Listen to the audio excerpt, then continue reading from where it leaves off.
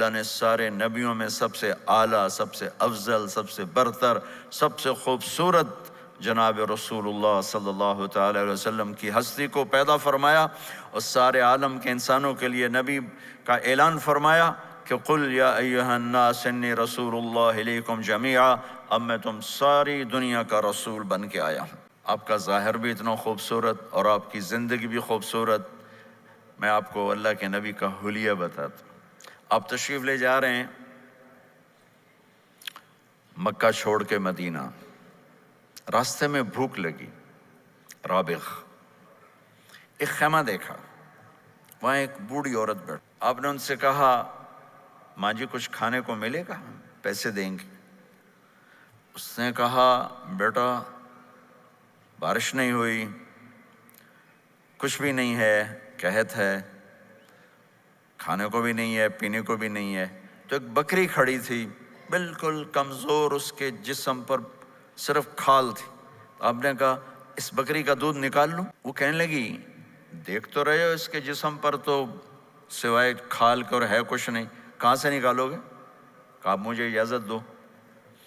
اب چونکہ ایک عجیب سا واقعہ ہو رہا ہے کہ ایک ایسی بکری سے دودھ نکالنے کی بات ہو رہی ہے جو چل بھی نہیں سکتی، تو بڑھی آپ کو ایسے غور سے دیکھنے لگی کہ یہ کون ہے، یہ کون ہے جو اس مری ہوئی بکری سے دودھ نکالنا چاہتا ہے؟ تو غور سے دیکھ رہی، تو آپ آنکھوں میں سما گئے۔ پھر اس نے اس کو بیان کیا، آپ نے اس بکری کے تھنوں کو پکڑا تو لٹک کے نیچے آ گئے، دودھ سے بھر گئے، تو اپنے بڑے برتن میں دودھ نکالا، اپنے تینوں ساتھیوں کو پلایا، خود بھی پیا، پھر دوبارہ دودھ نکال کے برتن پورا بھر کے اس بڑھیا کو دے دیا، اور آپ چلے گئے۔ شام کو اس کا خامد آیا، ابو معبد، انہیں کہا ام معبد یہ دودھ کہاں سے؟ کہا اس بکری کا، پاگل ہے یہ تو چل نہیں سکتی، اس کا دودھ کہاں سے آ گیا؟ کہا ایک نوجوان آیا تھا، اس کے ہاتھوں میں کوئی تاثیر تھی، جادو تھا، جس سے یہ دودھ نکلا ہے۔ وہ کہنے لگا ان عتیلی، بتاؤ وہ کیسا تھا؟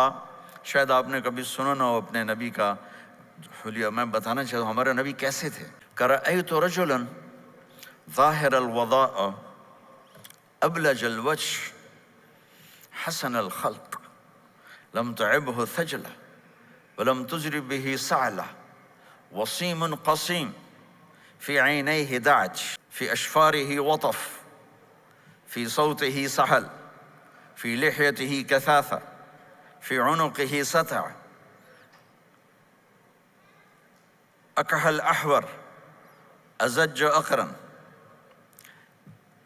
إن صمت فعليه الوقار وإن تكلم فسماه وعلاه البهاء أجمله وأبهاه من بعيد وأحسنه وأحلاه من قريب كأن منطقه خرزات نذب يتحدرن فصل لا هزر ولا نزر لم تقتحم عين من قصر ولا تشنه من طول ربعة انظر الثلاثة غصن بين غصنين۔ کیا اماں الفاظ بول گئی، آج تک عالم تھک گئے ترجمہ کرتے ہوئے، کہنے لگی میں تمہیں کیا بتاؤں، میں نے ایک شخص دیکھا، مجھے لگا جیسے 14ویں کا چاند ہی کپڑے پہن کے زمین پہ آ گیا، ظاہر الوضاء ابلج الوجه، چمکتا چہرہ۔ میں پورا آپ کو ایک اور حدیث بھی ساتھ جمع کر لیتا ہوں۔ عظیم الہامہ، خوبصورت سر، بڑا، شدید سواد الشعر، سیاہ کالے بال، عظیم الہامہ، سر خوبصورت گولائی میں، واسع الجبین، کھلا ماتھا، ازہر اللون، کلیوں جیسا خوبصورت رنگ چمکتا ہوا، پھول میں چمک تھوڑی ہو جاتی، کلی میں زیادہ ہوتی، کلیوں جیسا رنگ چمکتا ہوا، ازج الحواجب، یہ بڑے خوبصورت وہ آج کل کیسے یہ پر پینسلیں لگا لگا لگا کے بیچاریاں یہاں تک لے جاتی ہیں، وہ پھر پینسل کا رنگ اتر جاتا ہے، پھر اندر سے وہی عجیب و غریب نظر آنے لگتا ہے۔ تو میرے نبی کی اللہ نے ایسے خود بنا دی، ایسے پورے چلتی ہوئی یہاں تک آتی تھی، من غیر قرن، یہاں بال نہیں تھے، یہاں یہ جگہ خالی تھی، جن کے ہوتے ہیں وہ بیچاری یہاں سے نکال نکال نکال ہائے ہائے بھی کرتے ہیں اور نکالتے بھی ہیں۔ من غیر قرن، یہاں بال نہیں تھے، بینہما عرق یدرہ الغضب، یہاں ایک وین تھی، وین جب آپ کو غصہ آتا تھا تو آپ غصے کو برداشت کرتے تھے، نکالتے نہیں تھے، برداشت کرتے تھے، تو وہ یہاں ایسے ایسے ایسے ایسے ایسے ایسے حرکت کرنا شروع کر دیتی تھی، تو اس سے پتہ چلتا تھا کہ اللہ کے نبی غصے میں بیٹھے ہوئے ہیں۔ فی عینیہ دعج، آنکھ بڑی خوبصورت، موٹی، سیاہ، اشکل، لمبی، اہدب، یہ بال بڑے لمبے، اکحل، بغیر سرمے کے سرمہ لگا ہوا، انجل، ابرج، اہدب، احوج، ادعج، اکحل، یہ سب نام میرے نبی کی آنکھوں کے ہیں کہ اللہ نے ایسی خوبصورت آنکھ کائنات میں اور کسی کو نہیں تھی۔ حسین آنکھ تھی، اس میں باریک سرخ دھاریاں تھیں، اور سیاہی سیاہ تھی، سفیدی سفید تھی۔ جب آپ آنکھ اٹھا کے کسی کو دیکھتے تھے کوئی آپ کی آنکھوں میں آنکھیں نہیں ڈال سکتا، سب ایسے ہو جاتے تھے۔ اس لیے میرے نبی یوں نہیں دیکھتے تھے، لوگ ایسے دیکھتے، جل نظرہ الملاحظہ، ایسے جب کبھی آنکھ اٹھتی تھی پھر سب آپ کے سامنے یوں ہو جاتے تھے، کوئی آپ کے چہرے پہ نظر نہیں ڈال سکتا تھا۔ فی اشفارہ وطف، خوبصورت خوبصورت بال، اخنل عرنین، ناک تھوڑا سا یہاں سے اٹھا ہوا، یہاں سے باریک، لہو نور یعلوہ، یہاں نور نظر آتا تھا اسے چمکتا ہوا چمکتا ہوا، ضلیع الفم، ہونٹ بڑے خوبصورت، کھلے ہوئے کھلے ہوئے اور چوڑے منہ کے ساتھ، اشنب براق الثنایا مفلج الاسنان، دانت ایسے گولائی میں خوبصورت چمکتے ہوئے، جب کبھی آپ مسکراتے آپ کے دانتوں کا نور دیواروں پہ پڑتا ہوا نظر آیا کرتا تھا۔ ایسے حسین دانت تھے ہمارے نبی کے کہ دانتوں سے نور نکل کے دیواروں پہ پڑتا ہوا نظر آتا تھا۔ یہ چار دانتوں میں تھوڑا فاصلہ تھا، باریک سا فاصلہ تھا، اس میں سے ایسے روشنیاں نکلتی تھیں آپ کی مسکراہٹ کے دوران۔ سہل الخدین، یہ گال آپ کے نہ ایسے نیچے کہ کمزور ہوں، نہ ایسے ابھرے ہوئے کہ برے نظر آئیں۔ کث اللحیہ، داڑھی بڑی خوبصورت گھنی نیم گھنگریالے، اور داڑھی میں سر میں 14 سفید بال تھے اور ایک روایت میں 20 سفید بال تھے، اور کأن عنقہ جید دمیہ، اور آپ کی یہ گردن مبارک سراہی کی طرح لمبی اور خوبصورت گولائی میں، جیسے کسی نے گھڑ کے آپ کی گردن کو بنایا ہوا ہو، اور آواز میں جادو، فی صوتہ سحل، آواز میں جادو، آواز میں کشش، آواز میں گرفت۔ طفیل بن عامر ایک بڑے عرب سردار ہیں، وہ مکے میں آئے، لوگوں نے کہا ایک جادوگر ہے جس کو سناتا ہے اس کا ہو جاتا ہے، تم اس کی نہ سننا۔ انہیں ڈر کے اپنے کان میں روئی ڈال لی کہ میں سنتا ہی نہیں۔ طواف کر رہے تھے، آپ پہ نظر پڑی، آپ نماز پڑھ رہے تھے ایک طرف کھڑے ہو کر، تو نظر پڑی تو کھچ گیا دل، تو کہنے لگے من ہوا، یہ کون ہے؟ تو مکے والوں نے کہا ہوا یہ وہی جادوگر ہے۔ تو طفیل کہنے لگے میری جی میں آیا، تو اتنا بڑا سمجھدار آدمی ہے، یہ اتنا خوبصورت انسان میرے خیال میں جادوگر نہیں ہو سکتا، میں اس کی سنتا ہوں، اگر اچھی بات ہوگی تو لے لوں گا، غلط ہوگی چھوڑ دوں گا۔ تو طواف پورا کر کے آپ کے پاس آ کے بیٹھ گیا، آپ نے سلام پھیرا، تو طفیل کہنے لگا ما تقول یا محمد، کیا کہتے ہو محمد، کچھ سناؤ۔ تو آپ نے چند جملے بولے، ان الحمد للہ احمدہ واستعینہ واؤمن بہ واتوکل علیہ من یہدہ اللہ فلا مضل لہ ومن یضللہ فلا ہادی لہ۔ تو وہ تڑپ گئے، میرے آپ کے لیے کوئی کشش نہیں ان کلمات میں ترجمہ بھی کر دوں تو کوئی کشش نہیں، لیکن وہ عرب سمجھنے والے، وہ کہنے لگا اعد فقط بلغنا قاموس البحر، ارے ذرا دوبارہ سنانا، تیرے ایک جملے نے 7 سمندر کا پانی پی لیا ہے۔ تو آپ نے دوبارہ سنایا، ان الحمد للہ احمدہ واستعینہ واؤمن بہ واتوکل علیہ من یہدہ اللہ فلا مضل لہ ومن یضللہ فلا ہادی لہ۔ تو کہنے لگا مجھے کلمہ پڑھا دے۔ آواز میں ایک کشش تھی، جو سنتا تھا وہ کھچ جاتا تھا، خوبصورت آواز، بعید ما بین المنکبین، چوڑی چھاتی، کھلی چھاتی، عریض الصدر، چوڑا سینہ، سواء البطن والصدر، سینہ اور پیٹ برابر۔ میں معذرت سے کہتا ہوں، کتنے خواتین بھی مرد بھی، آپ سجے پاسے پیٹ کھبے پاسے، آپ کھبے پاسے پیٹ کھبے پاسے، آپ سجے پاسے، دیکھتے ہیں وہ وہ ادھر ہو تو پیٹ ادھر ہو جاتا ہے، ادھر ہو تو پیٹ ادھر ہو جاتا ہے۔ جو ہنستے میں پیٹ ہے کرتا ہے، زبان سے نہیں، وہ پیٹ سے ہنستے گڑ گڑ گڑ گڑ گڑ گڑ گڑ۔ تو میرے اللہ کو انتہائی ناپسند ہے، موٹا چاہے عورت ہو چاہے مرد ہو، اور مولوی موٹا تو سب سے برا لگتا ہے۔ بھائی احتیاط سے کھاؤ، اللہ تعالیٰ نے کھانے کے لیے نہیں پیدا کیا ہے، اللہ نے کسی کام کے لیے پیدا کیا ہے، تو کھانے پینے کا وقت اللہ نے آگے رکھ دیا ہے، خوب ڈٹ کے کھا لینا، حلال بھی کھاؤ احتیاط سے بھی کھاؤ، کلو واشربوا ولا تسرفوا۔ اور اللہ تعالیٰ نے کھانے کا والتین والزیتون وطور سینین وهذا البلد الامین، اللہ نے اعلیٰ ترین غذا کی قسم اٹھائی، اور اس میں ذائقہ نہیں دیکھا، نہ انجیر کا ذائقہ ہوتا ہے اتنا اچھا، اور زیتون تو ویسے ہی کڑوا ہوتا ہے، تو یہ اللہ تعالیٰ سموسے پکوڑے کی قسم بھی کھا سکتا تھا، مجھے سموسے کی قسم، مجھے پکوڑے کی قسم۔ تو اللہ نے ہمیں کھانے کا سلیقہ بتایا، طریقہ بتایا کہ اپنے یہ بوفے نہ کرو، بوفے 50 چیزیں پلیٹ میں ڈال لی ہیں اور پھر لگے ہیں جانوروں کی طرح کھاتے ہی جا رہے ہیں، کھاتے ہی جا رہے ہیں، کھاتے ہی جا رہے ہیں۔ میرے نبی ایک وقت میں 1 سالن کھاتے تھے، 2 کبھی نہیں کھایا زندگی بھر۔ میرے نبی نے باسی کھانا نہیں کھایا، صبح کا پکا شام نہیں کھایا، شام کا پکا صبح نہیں کھایا، صرف ایک دفعہ حج کے موقع پر ام ہانی حضرت علی کی بہن مکہ میں، ان کے گھر باسی روٹی کے 2-4 لقمے لیے، ورنہ صبح کا پکا ہوا شام نہیں کھاتے تھے، یا تازہ یا فاقہ، یا تازہ یا فاقہ۔ تمہاری طرح نہیں 8 دن کا پکا کے فریج میں ٹھوک دیتا ہوں، کڈی رکھو تو کھاتی رکھو، یہ کیا، یہ بھی کوئی زندگی؟ 8 دن کا پکا کے کٹھا ہی ٹھوک دیا اندر، اب نکال کے بیگم اپنے ٹائم پہ گرم کر کے کھا رہی، میاں صاحب اپنے ٹائم پہ گرم کر کے کھا رہے ہیں، اب پہ ہی برتن صاف کیتی جاندے ہیں، اب پہ ہی کینیڈا، ہم تو پتہ نہیں کیا پڑا کینیڈا۔ میں انگلینڈ گیا تو میرے بڑے اچھے دوست ہیں، وہ کہنے کہ مولانا میں نئی گاڑی لایا ہوں، آپ کو اس میں بٹھانا ہے۔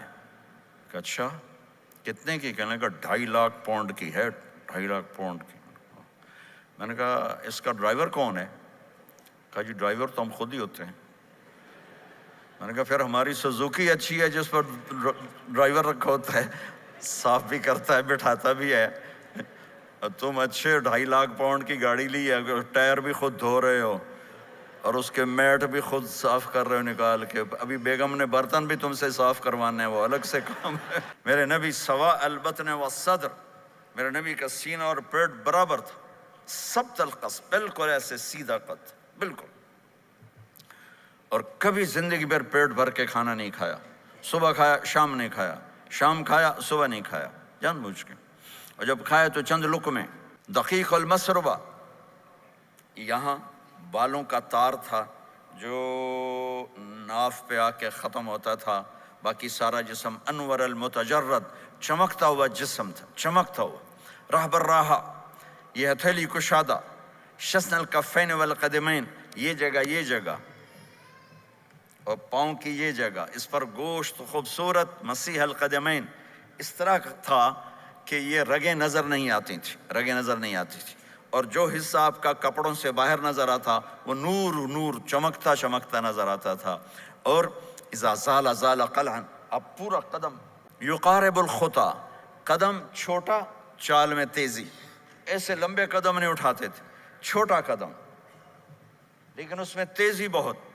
یمشی تکفین، ذرا کندھے جھکا کے چلتے تھے، اکڑ کے زندگی بھر نہیں چلے، ہمیشہ یوں چلتے تھے، تھوڑی گردن بھی جھکی ہوئی، تھوڑے کندھے بھی جھکے ہوئے، اور عاجزی، اور ہمیشہ سلام میں پہل فرماتے تھے، جس کو بھی ملتے تھے سلام میں پہل ہوتی تھی، اور اتنے عالی اخلاق تھے، کبھی کسی کو یوں کر کے نہیں بلایا، ہمیشہ یوں کر کے اشارہ کر کے، پورے ہاتھ کا اشارہ کر کے بلایا۔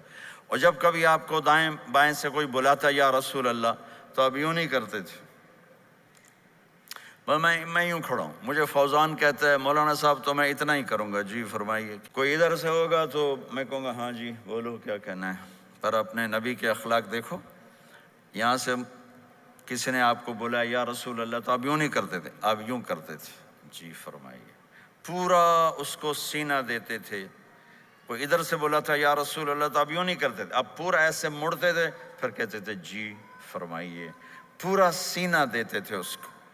اور پھر کوئی کہتا آپ سے بات کریں تو اب یوں ہو جاتے تھے، کوئی آپ سے بات کرنی اب یوں ہو جاتے، جب تک وہ بات ختم نہیں کرتا تھا آپ اس کی سنتے رہتے تھے، اور جب کسی کی بات سنتے تھے تو بالکل اس کو چہرہ دیتے تھے۔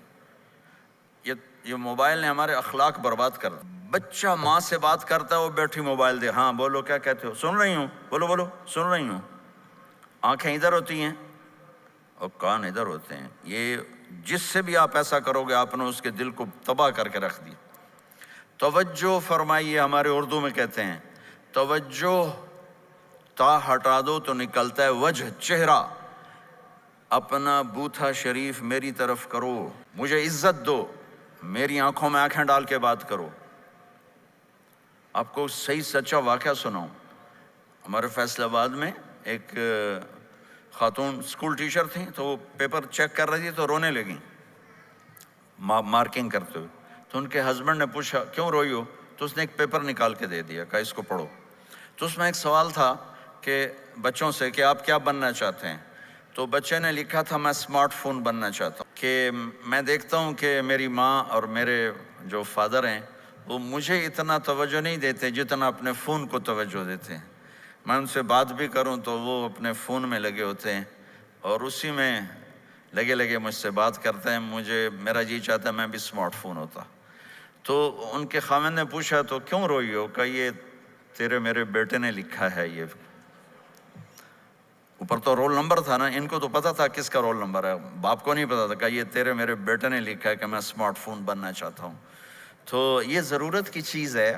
اب آپ تو اپنا کلچر بھول گئے۔ مراسی بڑی ایک عالی شان قوم ہوتی ہے ہمارے پنجاب میں، تو وہ ہماری پنجابی کی مثال ہے، میراسیاں دا پتر جمیا انہیں چوم چوم کے مار چھڑیا۔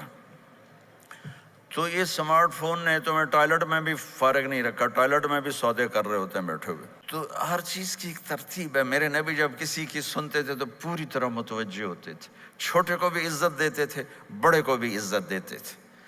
تو میرے اور اللہ کے درمیان جناب رسول اللہ صلی اللہ تعالی علیہ وسلم کی ہستی، یہ واسطہ ہیں، یہ رابطہ ہیں کہ مجھے اپنی زندگی میں ڈھلنا ہے اس محبوب کے طریقے میں جس سے میرے اللہ نے پسند کیا۔ فلا وربک، یہ قرآن کی پہلی قسم ہے، والعصر یہ قرآن کی آخری قسم ہے۔ فلا وربک لا یؤمنون حتی یحکموک فیما شجر بینہم ثم لا یجدوا فی انفسہم حرجا مما قضیت ویسلموا تسلیما۔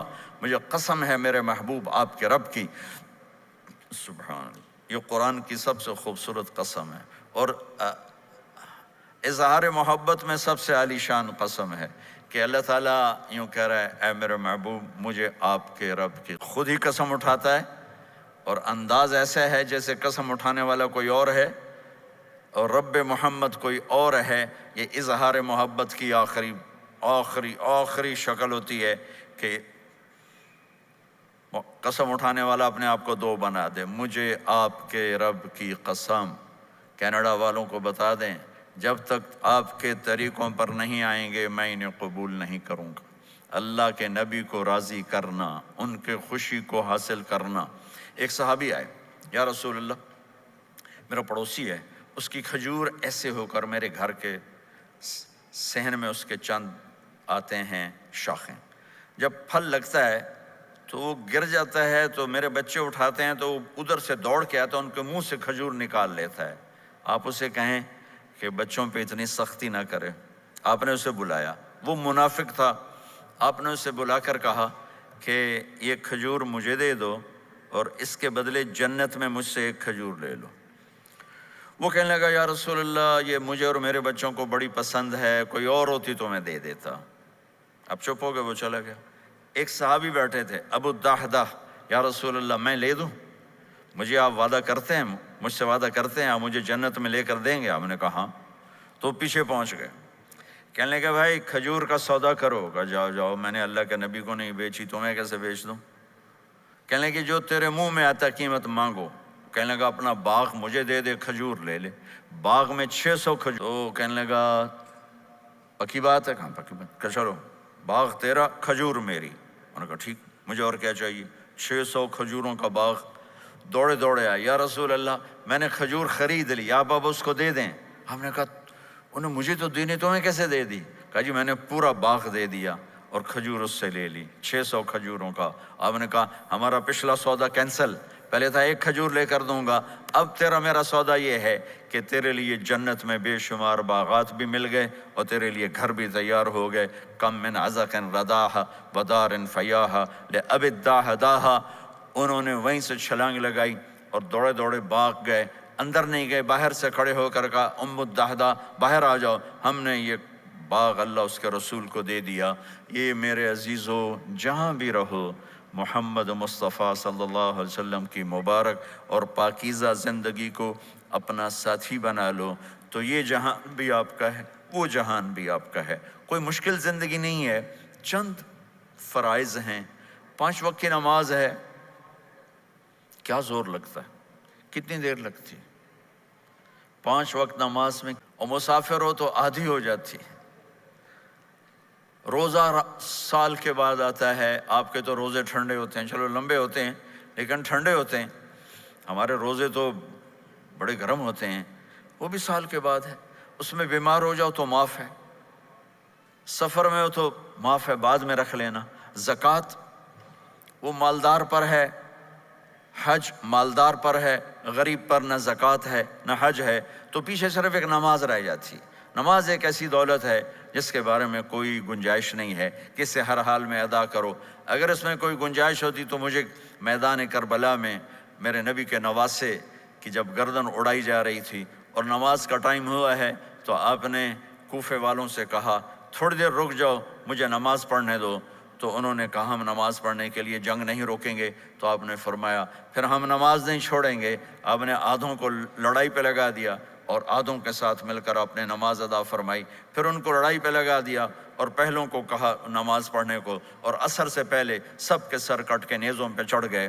تو ایک نماز ایسی چیز ہے، بہت بڑا مجمع اہل ایمان کو، نوجوان بھی ہیں، بچے بھی ہیں، بچیاں بھی ہیں، خواتین بھی ہیں، حضرات بھی ہیں۔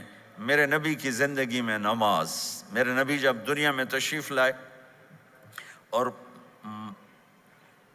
لیڈی ڈاکٹر ہی کہہ لو، دائی شفا بنت اسد، انہوں نے آپ کو ماں کے پہلو میں لٹایا تو آپ نے ایک دم ایسے کروٹ بدلی، لمبا سجدہ کیا، پھر اس کے بعد سر اٹھا کے یوں کیا اور اس ہاتھ کا سہارا لے کر اس ہاتھ کو یوں اٹھایا اور ایسے انگلی کو کیا، تو ایک پورے عالم میں نور ہی نور پھیل گیا اور آپ گرے، اور پھر اس بچہ جیسے ہوتا ہے ویسے آتے ہی اعلان کیا کہ میں سجدے لے کر آ رہا ہوں۔ اور جب آپ دنیا سے جا رہے تو آپ نے کہا نماز نماز نماز نماز نماز نہ چھوڑنا۔ تو عبادات میں ایک نماز ایسی ہے جس میں گنجائش نہیں۔ اور اس کے بعد دوسری زندگی میں چند چیزیں ہیں، چند چیز، ان سب کا خلاصہ کروں تو 4 چیزیں ہیں، سب کا خلاصہ کروں تو 4 باتیں، وہ بھی حدیث پاک میں ہے۔ میرے نبی نے فرمایا اربع من کن فیہ ما ضرہ ما فاتہ من الدنیا، 4 باتیں لے لیں اس سارے ہال کے حاضرین حاضرات سامعین سامعات، تو میرے نبی فرماتے ہیں اس کو سب کچھ مل گیا، سب کچھ مل گیا۔ 4 باتیں، سب کچھ مل گیا۔ صدق حدیث، حفظ امانت، حسن خلیقت، عفت فی طعمت۔ 4 باتیں، سچ بولے جھوٹ نہ بولے، سچ بولے جھوٹ نہ بولے، دیانتداری سے کام کرے، دھوکہ نہ دے، اخلاق اچھے ہوں، بد اخلاق نہ ہو، رزق حلال ہو، حرام نہ ہو۔ 4 باتیں جو کر لے گا وہ پورا دین اس کے ہاتھ میں آ جائے گا۔ عبادات کے بعد نماز، فرائض، تو ایک سچائی ہو، ایک دیانتداری ہو، ایک اخلاق اچھے ہوں اور ایک رزق حلال ہو، تو ہر چیز آپ کے تابع اللہ تعالیٰ کر دے گا۔ یہ پورے کا پورا دین ہے جو میرے نبی لے کر دنیا میں تشریف لائے۔ یہاں کے ماحول میں دوڑ لگی ہوئی ہے اور ایک دوسرے کو خیال کرنا یا اس کے لیے وقت نکالنا، خاص طور پر جہاں والدین پوری دنیا میں ہی پریشان ہیں لیکن ان ملکوں میں زیادہ پریشان ہیں کہ پتہ نہیں سسٹم ایسا ہے یا قدر کوئی نہیں ہے۔ لیکن میرے نبی نے فرمایا تھا کاش میری ماں زندہ ہوتی تو تم لوگ دیکھتے میں کیا کرتا۔ میں عشاء کی نماز کے مصلی پہ کھڑا ہوتا، سورۃ فاتحہ پڑھ رہا ہوتا اور ادھر سے میری ماں مجھے پکارتی محمد، تو میں ماں کے لیے نماز توڑ دیتا۔ ایک صحابی کا پیغام آیا ان کی بیگم کا کہ وہ مر رہے ہیں لیکن کلمہ نہیں پڑھا جا رہا، تو آپ تیزی سے اس کے گھر گئے، دیکھا تو وہ بول رہے ہیں۔ ہم نے کہا کلمہ پڑھو، کہا یہ نہیں پڑھا جاتا، ویسے بول رہے ہیں نہیں پڑھا جاتا۔ آپ نے پوچھا اس کے والدین میں کون زندہ ہے؟ کہا جی ماں زندہ ہے۔ آپ نے کہا بلاؤ، ان کی ماں آ گئی۔ آپ نے کہا تم اس سے ناراض ہو؟ کہا جی ناراض ہوں۔ کیا ناراضگی ہے؟ کہ یا رسول اللہ بدتمیزی سے بولتا تھا، بس اور کوئی ناراضگی نہیں، بہت نیک بچہ ہے، تہجد بھی پڑھتا ہے، روزے بھی رکھتا ہے، قرآن بھی پڑھتا ہے، مجھ سے بولتا ہے تو سخت ہو کے بولتا، ریش ہو کے۔ تو آپ نے کہا معاف کرتی ہو؟ کہا نہیں میں نہیں معاف کرتا۔ تو آپ نے فرمایا میں اسے آگ لگا دوں پھر سفارش کرو گے؟ کہا ہاں ہاں پھر تو کروں گے۔ کہا اگر تو نے معاف نہ کیا تو اللہ اسے جہنم میں ڈال دے گا۔ انہوں نے کہا نہیں میں معاف کرتی ہوں۔ جب ماں نے کہا میں معاف کرتی ہوں، آپ نے کہا کلمہ پڑھو، تو اس نے کہا لا الہ الا اللہ، اور اس کی جان نکل گئی۔ پھر آپ نے ان کا جنازہ پڑھایا اور فرمایا کہ جس نے ماں باپ کو دکھ دیا اس پہ اللہ کی لعنت، اس پہ زمین آسمان کی لعنت، ان کی نہ نماز قبول ہے، نہ روزہ قبول ہے، نہ صدقہ قبول ہے۔ تو مجھے آپ اکثر نوجوان نظر آ رہے ہیں، آپ فیملیز والے ہیں، اپنے ماں باپ کو عزت دیں، اپنے ماں باپ کے پاؤں دھو کر پئیں، ان کی دعا لے لیں، وہ دعا آپ کو کہاں سے کہاں پہنچا دے گی۔ ماں باپ کی دعائیں وہ کام کرتی ہیں جو نہ امریکن ڈالر کرتا ہے، نہ کینیڈین ڈالر کرتا ہے، نہ برٹش پاؤنڈ کرتا ہے، نہ پاکستانی ہندوستانی روپیہ کرتا ہے۔ ماں باپ کی دعاؤں سے ساتوں آسمان کے دروازے کھل جاتے ہیں، زمین آسمان کی برکتیں سمٹ کر ان لوگوں کے پاؤں میں آتی ہیں جو اپنے ماں باپ کی دعا لیتے ہیں۔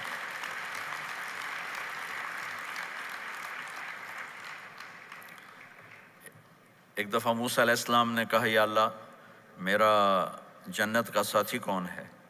تو اللہ تعالیٰ نے فرمایا کہ وہ جو فلاں آدمی گوشت بیچنے والا، اس کو ہم قصاب کہتے ہیں، قصائی، یہ کوئی اتنا بڑا معزز پیشہ نہیں ہوتا۔ تو موسیٰ علیہ السلام بڑے حیران ہوئے کہ میرا ساتھی گوشت بیچنے والا، تو اس کو دیکھنے چلے گئے۔ دیکھا تو ایک عام آدمی جیسے گوشت بیچ رہا ہے، ایسے ہی سارے بازار میں بیٹھا ہوا، دوسرے بھی بیٹھے ہوئے۔ جب شام ہوئی اس نے تھیلے میں گوشت کا ٹکڑا ڈالا اور گھر گیا، تو موسیٰ علیہ السلام بھی ساتھ گئے۔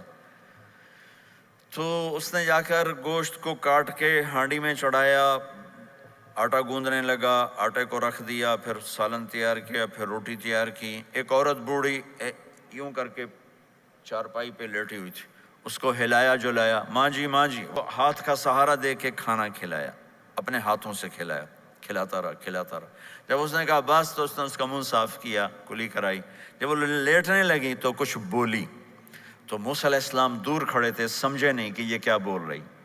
تو موسیٰ علیہ السلام نے پوچھا یہ کیا کہہ رہی تھی؟ وہ کہنے لگا حضور کیا بتاؤں کیا کہہ رہی تھی، جب بھی اس کی خدمت کرتا ہوں تو یہ مجھے دعا دیتی ہے کہ اللہ تجھے جنت میں موسیٰ کا ساتھی بنائے، تو میں تو غریب قصائی ہوں، موسیٰ تو بہت بڑا نبی ہے۔ تو موسیٰ علیہ السلام نے فرمایا تیری ماں نے تیرا کام کر دیا ہے، تیری ماں نے تیرا کام کر دیا ہے۔ میرے عزیزو، ممکن ہے ماں باپ کی خدمت کرنا، دعا لینا تمہیں یہاں مشکل نظر آئے، لیکن اللہ کی قسم اسی میں آپ کی دنیا چھپی ہوئی ہے، اسی میں آپ کی آخرت چھپی ہوئی ہے۔ اپنے ماں باپ کی دعا لو، اپنے ماں باپ کی دعا لو۔ دوسرا رشتہ ہے یہاں خاوند اور بیوی کا۔ پورے ویسٹ میں طلاقیں بہت زیادہ ہو گئی ہیں، بہت زیادہ طلاق کی ریشو بڑھ گئی ہے۔ یہ سب سے خوبصورت رشتہ ہے، سب سے عالی شان رشتہ ہے، اور اللہ کے نبی نے فرمایا سب سے بہترین انسان وہ ہے جو بیوی کے ساتھ اچھا سلوک کرتا ہو۔ اور آپ کو ایک عجب حدیث سناؤں، سب سے پہلے جو چیز قیامت کے دن میری نیکیوں اور برائیوں کو تولنے کے لیے جب اللہ ترازو لگائے گا، تو سب سے پہلے جو چیز تولنے میں رکھی جائے گی وہ میرا بیوی کے ساتھ سلوک تولا جائے گا، اور بیوی کا خاوند کے ساتھ سلوک تولا جائے گا۔ یہ وہ رشتہ ہے جس کو سب سے پہلے جنت میں بنیاد رکھی گئی۔ اللہ نے آدم اور حوا کا نکاح پڑھا کر انہیں خاوند اور بیوی کے رشتے میں جوڑا، اور یہی رشتہ جنت میں جا کے آخر میں بھی یہی رشتہ ہے، وہ خاوند اور بیوی کا رشتہ ہے۔ میرے نبی نے 11 شادیاں کی، اللہ کی قسم صرف ہمیں زندگی سمجھانے کے لیے کی کہ گھر میں زندگی کیسے گزاری جاتی ہے۔ نماز کے لیے ایک لوٹا پانی چاہیے، 10 منٹ چاہیے، لیکن گھر میں اچھے اخلاق کے لیے بہت بڑا ظرف چاہیے۔ بیوی کے اخلاق ہوں خاوند کے لیے، خاوند کے اخلاق ہوں بیوی کے لیے۔ یہ اتنا خوبصورت رشتہ ہے، اتنا بنیادی رشتہ ہے کہ تمام رشتے اس کے سامنے چھوٹے پڑ جاتے ہیں۔